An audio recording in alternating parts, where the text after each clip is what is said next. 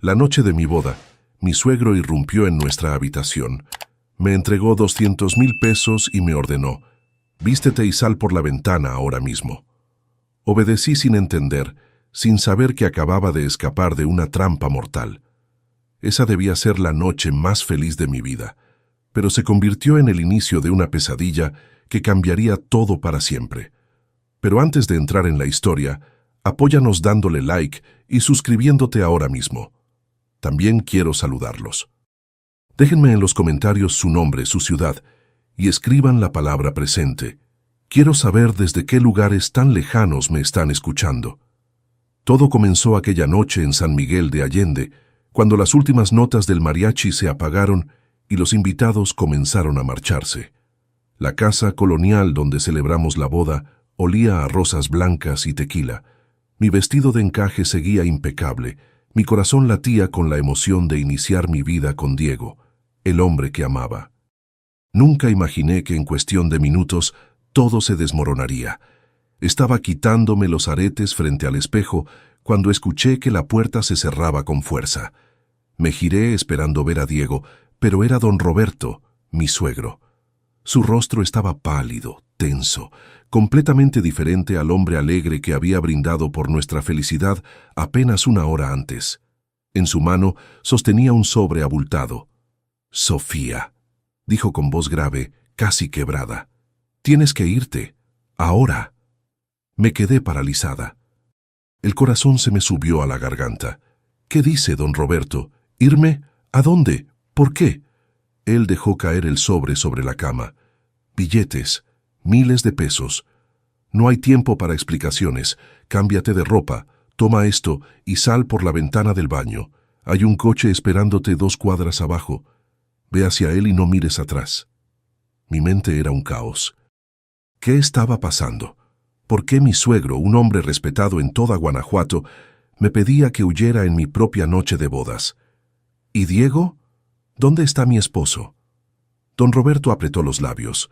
Sus ojos, normalmente cálidos, ahora reflejaban un terror que nunca antes había visto. «Diego está bien. Él está ocupándose de algo. Pero tú tienes que irte. Si te quedas, Sofía, no veré amanecer. Ninguno de nosotros lo verá». El pánico se apoderó de mí. Me temblaban las manos mientras él sacaba ropa sencilla del armario, un pantalón oscuro, una blusa, zapatos bajos. «Vístete, rápido». Mis dedos torpes apenas podían desabrochar el vestido. Las lágrimas comenzaron a caer. «Don Roberto, por favor, dígame qué pasa. No puedo irme así sin saber nada». Él se acercó y puso sus manos en mis hombros. Su mirada era firme, pero desesperada. «Escúchame bien. Hace años, tu padre y yo hicimos negocios juntos. Tierras, propiedades. Cuando él murió, quedaron pendientes ciertos papeles. Hay gente que quiere esas tierras a toda costa, Sofía, y descubrieron que tú eres la heredera legítima. Te quieren a ti para obligarte a firmar. Si no lo haces...» Su voz se quebró. «Harán cosas terribles». El mundo se detuvo. Mi padre, tierras. Yo crecí con mi tía en Querétaro después de que mis padres murieron en un accidente cuando tenía 5 años. Nunca supe de ninguna herencia. Nunca supe que llevaba sobre mis hombros algo tan peligroso. «¿Por qué nunca me dijeron nada?», susurré. «Para protegerte. Pero ahora que te casaste con Diego, te rastrearon. Tienen gente aquí, Sofía. Gente que iba a irrumpir esta noche. Uno de mis empleados me avisó hace una hora. Por eso tienes que irte. Ya». Me cambié con manos temblorosas. Don Roberto abrió la ventana del baño que daba al patio trasero. El aire frío de noviembre me golpeó la cara. Abajo, la oscuridad parecía tragárselo todo. «Salta al tejado de la cocina, luego baja por la escalera de servicio, camina hacia la calle Aldama. Un Jetta gris te estará esperando. El conductor se llama Esteban. Confía en él». Miré a mi suegro con los ojos inundados de lágrimas. «¿Y usted? ¿Y Diego? Nosotros nos encargaremos. Pero si algo nos pasa, Sofía, júrame que seguirás viva. Júrame que lucharás por lo que te pertenece». Asentí, aunque no entendía nada. Tomé el sobre con el dinero y lo metí en mi mochila. Don Roberto me ayudó a salir por la ventana. El tejado estaba resbaladizo. Cada paso era una agonía. Detrás de mí, escuché voces fuertes, golpes en la puerta principal. Mi corazón se detuvo. ¡Corre!, gritó don Roberto desde la ventana. Bajé como pude, raspándome las manos, casi cayéndome. Llegué al patio trasero y corrí hacia la salida. Las calles empedradas de San Miguel estaban desiertas. A lo lejos, las luces de la iglesia brillaban. Corrí con el vestido de novia escondido en mi mochila y el alma destrozada. 2 cuadras después vi el Jetta gris. Un hombre de unos 40 años bajó la ventanilla. «¿Sofía?», asentí sin aliento. «Sí». «Sube, rápido». Me lancé al asiento trasero. El coche arrancó a toda velocidad. Miré hacia atrás y vi luces, movimiento, figuras corriendo. Mi noche de boda se había convertido en una huida desesperada. Y lo peor de todo, no tenía idea de qué tan profundo era el peligro que me perseguía. Amigos, cada historia que les cuento sale todos los días, pero YouTube solo se las mostrará si tocan el botón rojo de suscribirse. Toquen suscribirse, activen la campanita y nunca se perderán una historia. Gracias. El Jetta atravesó las calles oscuras de San Miguel de Allende a toda velocidad. Esteban, el conductor, no decía palabra. Solo miraba por el retrovisor cada pocos segundos, como si esperara que alguien nos siguiera. Yo iba en el asiento trasero, abrazada a mi mochila, temblando de pies a cabeza. Las lágrimas no dejaban de caer. «¿A dónde vamos?», pregunté con voz quebrada. «A un lugar seguro», respondió Esteban sin apartar los ojos del camino. Don Roberto me pidió que la llevara lejos, muy lejos. Salimos de San Miguel y tomamos la carretera hacia Dolores Hidalgo. La oscuridad de la noche mexicana nos envolvía.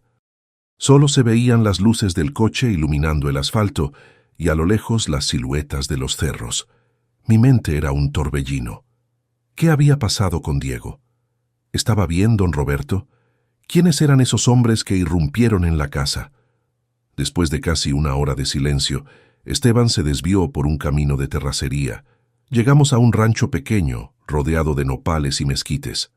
La casa era humilde, de adobe y tejas rojas. Una mujer mayor nos esperaba en la puerta. «Aquí estará a salvo por esta noche», dijo Esteban.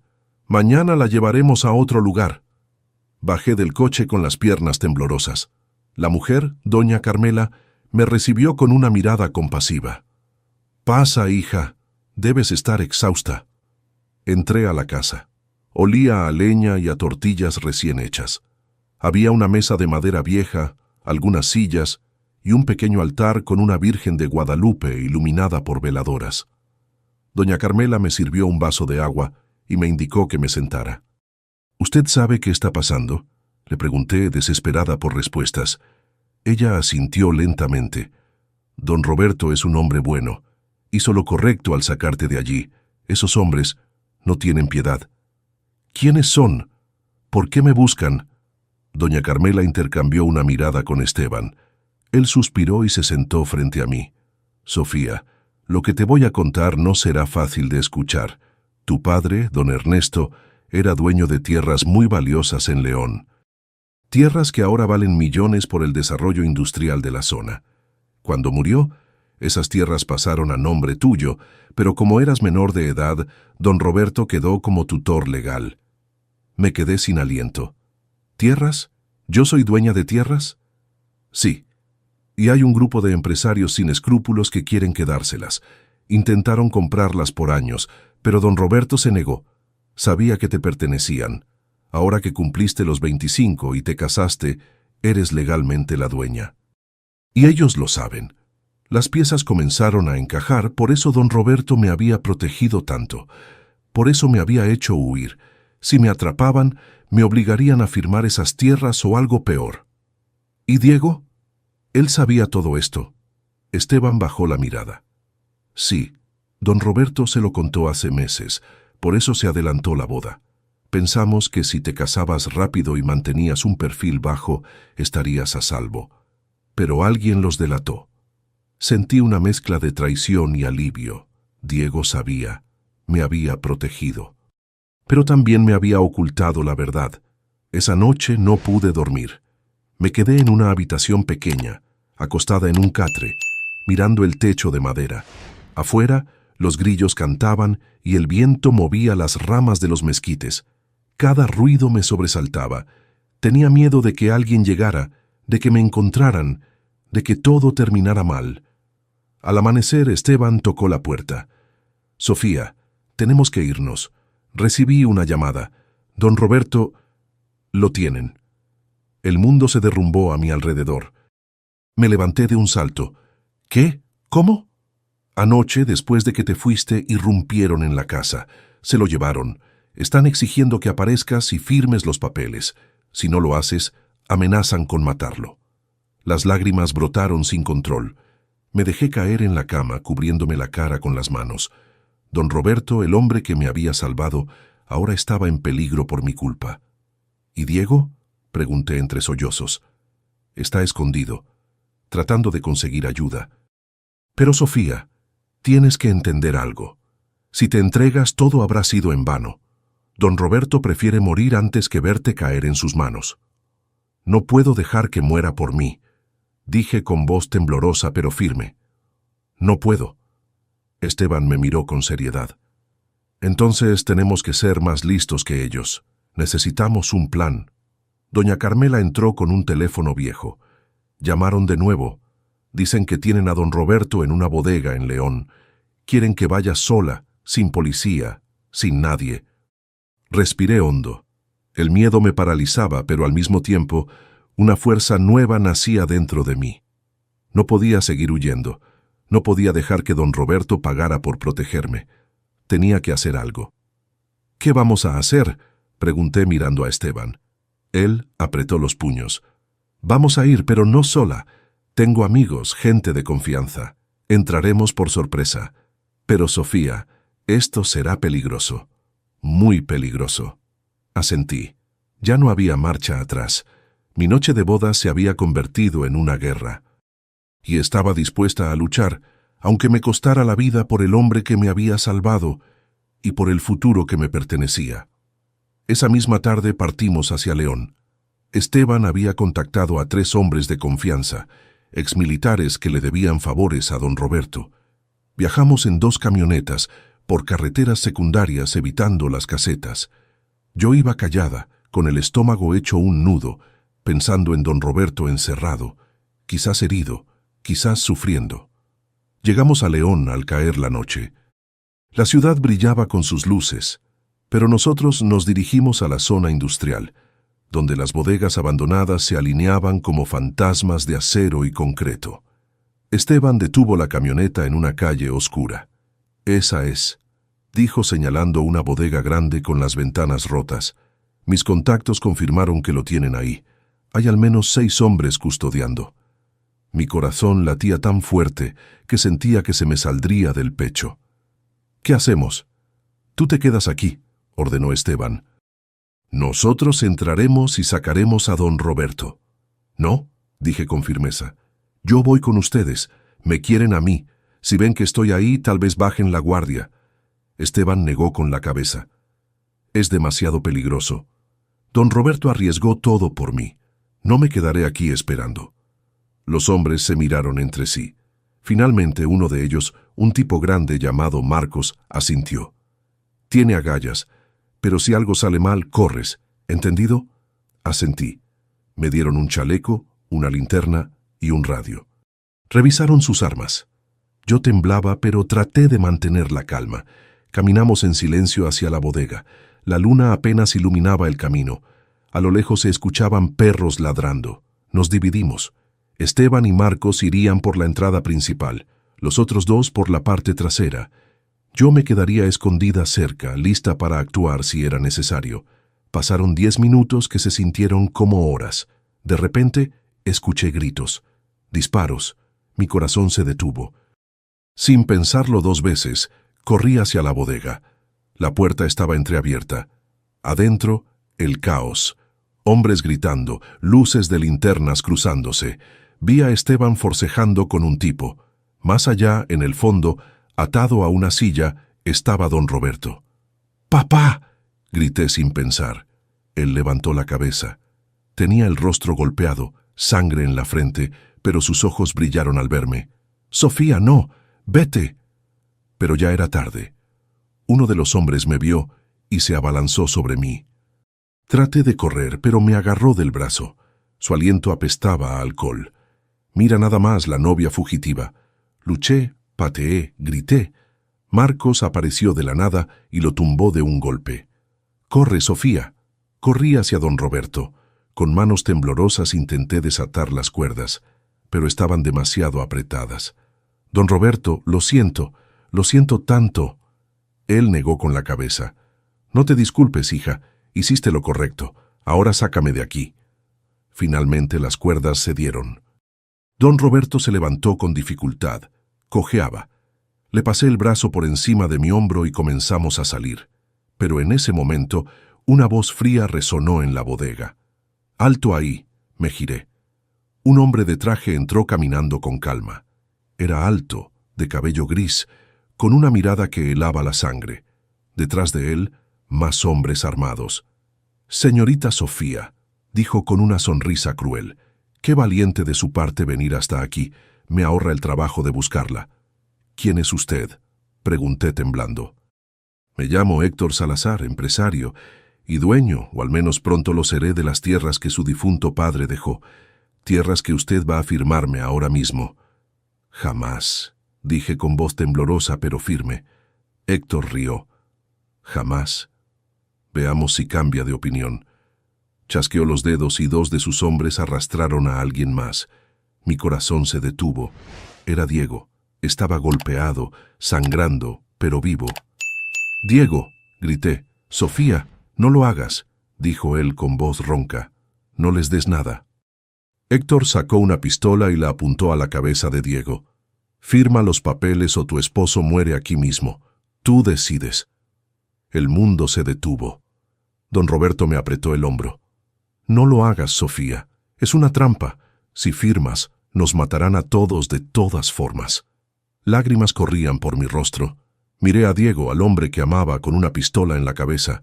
Miré a don Roberto, el hombre que me había salvado, y luego miré a Héctor, el monstruo que quería robarme todo.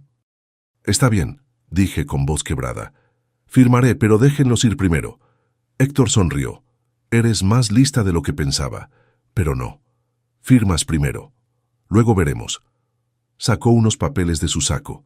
Los puso sobre una mesa oxidada. «Aquí, firma aquí». Di un paso adelante, con las manos temblando. Tomé la pluma. Don Roberto me gritó que no lo hiciera. Diego luchaba contra sus captores, pero yo sabía que no tenía opción. O firmaba, o los mataban a ambos frente a mí. Justo cuando la pluma tocó el papel, las sirenas de la policía resonaron afuera. Luces rojas y azules iluminaron la bodega. Héctor maldijo. Sus hombres entraron en pánico. «¡Es una trampa!», gritó uno de ellos. Esteban había llamado a la policía. El caos estalló de nuevo. Disparos, gritos, carreras. Solté la pluma y corrí hacia Diego. Lo abracé mientras los policías entraban en masa.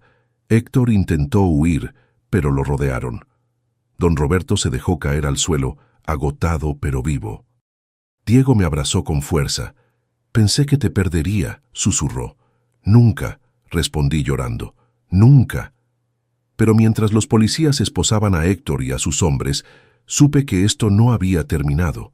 La amenaza había sido neutralizada, pero las heridas, el miedo, el trauma, eso tardaría mucho más en sanar. Si quieren saber cómo termina esta historia y conocer muchas más, denle al botón rojo de suscribirse. Es gratis y me ayuda muchísimo. Los días siguientes fueron un torbellino. Don Roberto fue hospitalizado. Tenía 3 costillas rotas, contusiones en todo el cuerpo, pero los doctores dijeron que se recuperaría. Diego también recibió atención médica. Yo, en cambio, no tenía heridas físicas, pero por dentro estaba destrozada. La policía nos interrogó durante horas. Les contamos todo: las tierras, la herencia, las amenazas, el secuestro. Héctor Salazar fue arrestado junto con sus cómplices. Las investigaciones revelaron que llevaba años intentando apropiarse de tierras ajenas mediante extorsión y violencia. Éramos solo una de muchas familias que había atacado. Pero mientras estaba en el hospital junto a don Roberto, él me tomó la mano y me dijo algo que cambió mi perspectiva para siempre. Sofía, hay algo más que necesitas saber. Lo miré con el corazón en un puño. ¿Qué cosa, don Roberto? Tu padre. Tu verdadero padre, Ernesto. Él no murió en un accidente. Sentí que el suelo se abría bajo mis pies. ¿Qué? Don Roberto respiró hondo con dificultad. Lo mataron. La misma gente que trabajaba para Héctor. Querían las tierras desde entonces. Tu madre trató de protegerte, pero también fue asesinada. Por eso te envié con tu tía a Querétaro, para que estuvieras lejos, a salvo, hasta que fueras mayor de edad. Las lágrimas brotaron incontrolables. Toda mi vida había creído que mis padres murieron en un accidente de coche. Toda mi vida había cargado con esa tristeza, sin saber que en realidad fueron asesinados, por tierras, por dinero, por la codicia de hombres sin alma. ¿Por qué nunca me lo dijo?, susurré. Porque quería que vivieras en paz, aunque fuera por un tiempo, porque sabía que si te enterabas querrías venganza, y eso te habría destruido. Diego entró a la habitación en ese momento, se sentó junto a mí y me abrazó. Sofía, yo también lo supe hace poco, por eso me casé contigo tan rápido. Quería protegerte, darte la protección de nuestro apellido, de nuestra familia. Lo miré con ojos llorosos. ¿Me amas o solo fue por protegerme? Él me tomó el rostro entre sus manos. Te amo, Sofía, desde el primer día que te vi. Sí, sabía de las tierras, del peligro, pero me casé contigo porque no puedo imaginar mi vida sin ti. Eres la mujer más valiente que conozco. Lo abracé con fuerza, llorando en su hombro. Tanto dolor, tanta mentira, pero también tanto amor. En los días siguientes, los abogados me explicaron todo sobre la herencia. Las tierras en León valían más de 50 millones de pesos. Con el desarrollo industrial de la zona, su valor seguiría subiendo.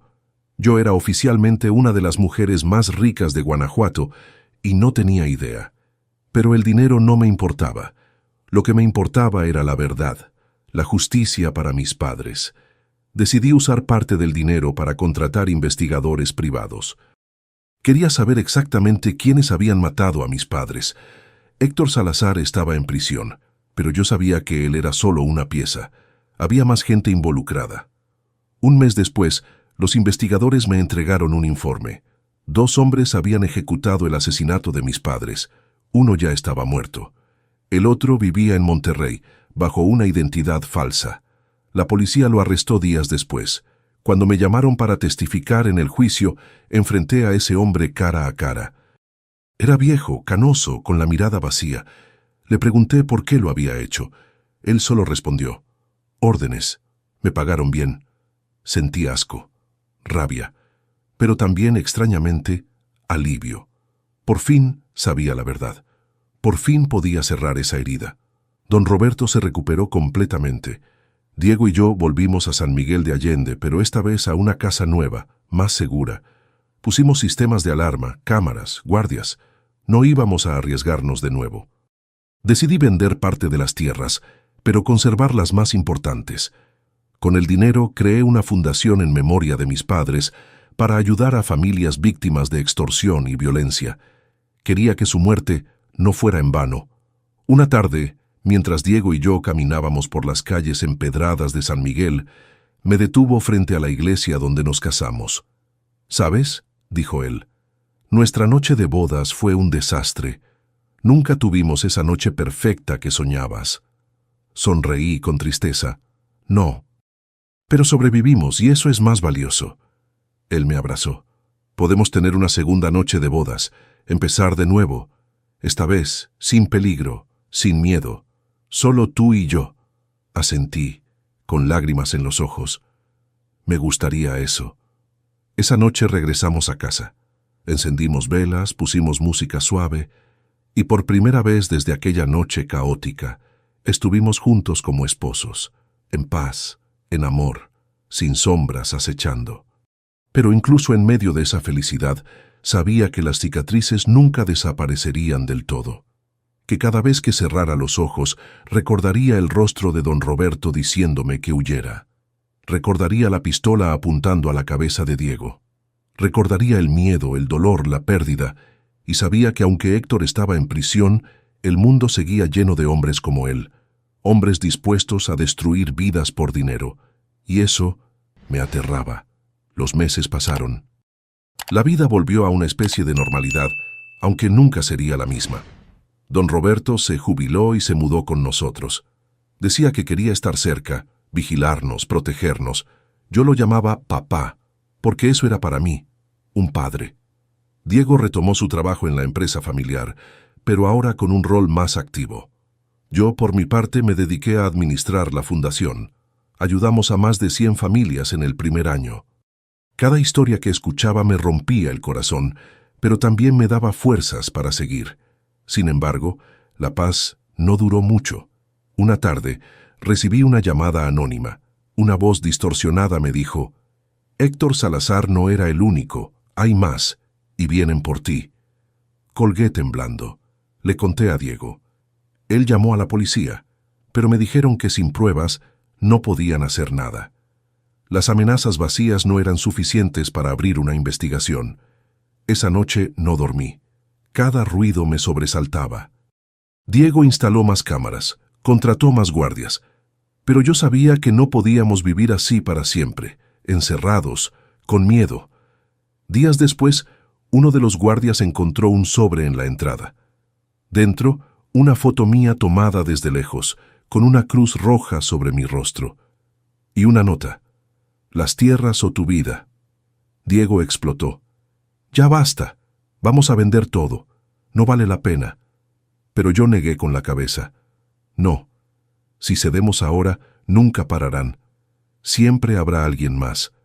Tenemos que enfrentarlos». Don Roberto me apoyó. «Tiene razón, hijo, no podemos vivir huyendo». Contraté más investigadores. Rastrearon la llamada, la foto, todo. Descubrieron que había un grupo nuevo, liderado por un hombre llamado Rodrigo Valdés, socio de negocios de Héctor desde prisión. Él había tomado el control de la operación. Decidimos tenderle una trampa. Hice público que estaría en León, en las oficinas del notario, firmando la venta de una de las tierras. Era una mentira, pero la difundimos en redes, en periódicos. Queríamos que Rodrigo mordiera el anzuelo. El día señalado, la policía rodeó la zona. Yo estaba en una sala con cámaras ocultas, acompañada de Diego y don Roberto. Esperamos. 1 hora, 2 horas, nada. Justo cuando pensábamos que no vendría, la puerta se abrió. Entró Rodrigo Valdés, un hombre joven, no mayor de 30 años, con traje caro y sonrisa arrogante. «Señorita Sofía», dijo sentándose frente a mí. «Qué gusto conocerla por fin». «No es mutuo», respondí con frialdad. Él rió. «Entiendo. Héctor fue un idiota, demasiado violento. Yo prefiero los negocios limpios. Por eso estoy aquí. Quiero comprarle las tierras, a un precio justo». «No están en venta». Su sonrisa se desvaneció. «Todo tiene un precio, señorita, incluso su tranquilidad». «¿Me está amenazando?» «Solo le ofrezco una salida. Acepte mi oferta o las cosas se pondrán complicadas». En ese momento, la policía irrumpió. Rodrigo se levantó de un salto, pero ya era tarde. Lo esposaron. En su teléfono encontraron pruebas, mensajes, fotos, planes. Suficiente para arrestarlo. Pero mientras se lo llevaban, me miró con odio. «Esto no termina aquí, Sofía. Siempre habrá alguien más». Sus palabras me helaron la sangre, porque sabía que tenía razón. En las semanas siguientes, más arrestos, más nombres saliendo a la luz, una red entera de corrupción, extorsión, asesinatos, todo por tierras, por dinero, por poder. Yo colaboré con la fiscalía, di testimonios, entregué documentos, quería que todos pagaran, no solo por mí, sino por mis padres, por las cientos de familias que habían sufrido como nosotros. El juicio fue largo, meses de declaraciones, pruebas, debates, pero al final justicia. Héctor Salazar fue sentenciado a 30 años, Rodrigo Valdés a 25, otros cómplices apenas menores, pero todos en prisión. Cuando salí de la corte el día de la sentencia, los periodistas me rodearon. Me preguntaron cómo me sentía, si estaba satisfecha, si por fin tenía paz. Miré a las cámaras y dije, la justicia se hizo, pero la paz, esa es algo que tengo que construir cada día, porque el miedo no desaparece con una sentencia, las cicatrices no sanan con dinero, pero seguiré adelante, por mis padres, por mi familia, por todas las víctimas que no tuvieron la suerte que yo tuve. Esa noche, de regreso en San Miguel, Diego preparó una cena especial. Don Roberto brindó con tequila. Por la familia, dijo, por la justicia, por Sofía, la mujer más valiente que conozco. Brindamos, reímos, lloramos, porque después de todo el dolor, la pérdida, el miedo, seguíamos juntos, seguíamos vivos, y eso era lo único que importaba. Pero esa noche, antes de dormir, miré por la ventana hacia las estrellas, y pensé en mis padres, en cómo habrían sido ellos, en qué me habrían dicho si estuvieran aquí, y aunque nunca lo sabría, sentí su presencia, su amor, su orgullo. Descansen en paz, susurré. Por fin hice justicia, por fin están en paz. Cerré los ojos con Diego abrazándome, y por primera vez en mucho tiempo dormí sin pesadillas, pero en el fondo sabía que la lucha nunca termina, que siempre habrá alguien dispuesto a quitarte lo que es tuyo, y que la única forma de sobrevivir es estar alerta, siempre alerta. Pasó un año desde aquel juicio. La fundación creció. Ayudamos a más de 500 familias. Compramos tierras para proyectos comunitarios. Construimos escuelas, clínicas, todo en nombre de mis padres. Diego y yo renovamos nuestros votos. Esta vez una ceremonia pequeña, íntima, solo con don Roberto y algunos amigos cercanos, sin miedo, sin peligro, solo amor. Don Roberto me acompañó al altar. Lloró. Yo también. Estoy orgulloso de ti, hija, me dijo. Tus padres estarían orgullosos. Asentí, con el corazón lleno. Gracias, papá, por todo, por salvarme, por amarme como su hija. Él me abrazó fuerte. Siempre serás mi hija. Siempre. La vida continuó, tranquila, pacífica, o al menos lo más pacífica que podía ser. Pero hay noches en las que aún despierto sobresaltada, noches en las que sueño con aquella noche de bodas, con don Roberto dándome el dinero, con la pistola apuntando a Diego, noches en las que el miedo regresa. Diego me abraza. «¿Estás a salvo?», me susurra. «Estoy aquí. Siempre estaré aquí». Y yo me aferro a él, sabiendo que aunque el peligro haya pasado, las sombras nunca desaparecen del todo. Hace unos días recibí una carta, sin remitente. Dentro una sola línea. «Nunca olvides que te estamos vigilando». La quemé. No se la mostré a nadie, porque sé que si lo hago, volverá el caos. Las investigaciones, los guardias, el miedo, y estoy cansada de tener miedo. Decidí vivir, simplemente vivir, porque eso es lo que mis padres habrían querido, lo que don Roberto arriesgó todo para darme, lo que Diego lucha por proteger cada día, pero también sé que esa carta no es una broma. Que ahí afuera alguien sigue vigilando, esperando, planeando, y algún día quizás volverán. Por eso mantengo las cámaras, los guardias, la alerta, porque aprendí que el peligro nunca se va del todo, solo se esconde. Y mientras escribo esto, sentada en mi casa de San Miguel con Diego durmiendo a mi lado y don Roberto en la habitación de al lado, me pregunto, ¿valió la pena? ¿Valieron la pena las tierras? ¿El dinero? ¿La justicia? Y la respuesta es sí, porque no se trata de las tierras. Se trata del honor, del legado, de no dejar que los monstruos ganen. Se trata de vivir con la frente en alto, sabiendo que luchaste, que no te rendiste, que protegiste lo que era tuyo. Pero también se trata de aceptar que algunas batallas nunca terminan, que algunas heridas nunca sanan del todo, que el miedo siempre estará ahí, acechando en las sombras, y aprender a vivir con eso, a seguir adelante, a pesar de todo, porque al final, eso es lo único que podemos hacer: vivir, amar, luchar y esperar que sea suficiente. Cierro este relato sabiendo que mi historia no ha terminado, que tal vez nunca termine, que siempre habrá alguien ahí afuera, mirando, esperando, pero no me rendiré, porque soy Sofía, la novia que huyó en su noche de bodas, la heredera que enfrentó a los monstruos, la hija que hizo justicia, y seguiré adelante, pase lo que pase, aunque el miedo nunca desaparezca del todo. Si te gustó esta historia, haz clic en suscríbete y cuéntame en los comentarios qué parte te impresionó. Mañana hay más. Nos vemos allí.